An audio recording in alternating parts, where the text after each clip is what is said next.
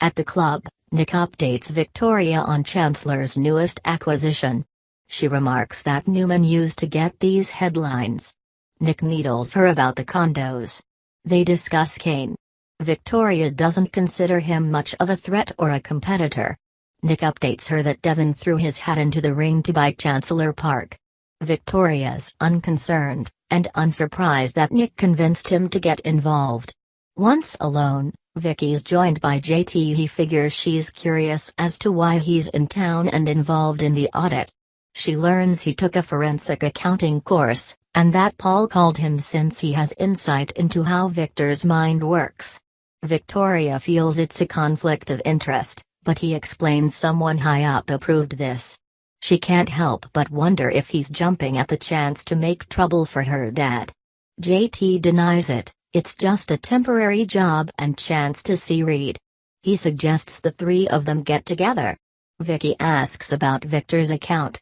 JT admits there's been sizable transfers to an offshore account. At the Chancellor estate, Kane receives a gift basket with a congratulations card. He gets on the phone to thank Jill, then answers the door to Hillary, who wants to interview him.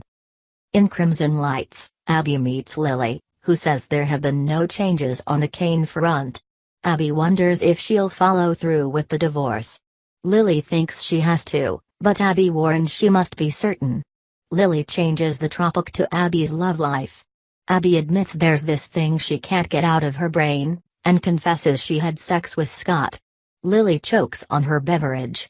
Abby explains the circumstances and marvels that he's not even her type. Lily can't help thinking this isn't fair to Sharon. Abby reveals they're living together, and observes that he can't have it both ways. Inside, Billy's put out when Phyllis has to go to work. He points out he has enough money for the both of them. She could quit today. Phyllis laughs as Billy dangles trips together as incentive, but she likes working for Lauren. Billy has dibs on her after work. Later, Kane arrives with Hillary, raving about her interview techniques. She feels her viewers will love it. Kane leaves for something important to do. Lily appears and Hillary fills her in on her segment with Kane, and urges her to tell him what she thinks of his accomplishments. In Chancellor Park, Nick and Billy cross paths. They snark, but Billy admires Nick's crusade to save the park. Later, Victoria runs into Kane and makes nice. She wants to end the animosity, but he warns people who kicked him when he was down should watch out now that he's back on top. At the club, Phyllis gets texts from Billy, at the bar, about how hot she is and what he wants to do to her on the table, while she conducts a meeting with a buyer. After, she confronts him. She gets called away by Lauren, but leaves him with a secret thought. He orders a pitcher of ice water. Lily stops at the Chancellor Mansion to congratulate Kane, who excuses himself for a moment and rejoins an attractive woman in the living room.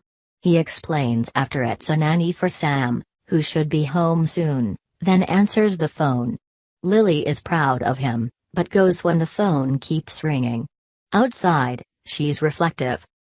At home, Billy will hit the shower, then they'll hit the town. When he emerges, Phyllis is asleep. He kisses her. In Crimson Lights, Hillary tells Nick she admires his effort against his father, then gets the news a bid has been accepted for the park. An anonymous bidder won. Nick feels this can't be good. At Victoria's house, she tells JT that Reed should be there any minute, they can order takeout. JT says it means a lot. They chat about Mac, DJ, and the baby, Becca. He says everyone misses Reed.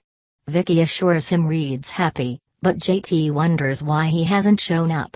Vicky leaves Reed a message and can't understand why he'd ice JT out.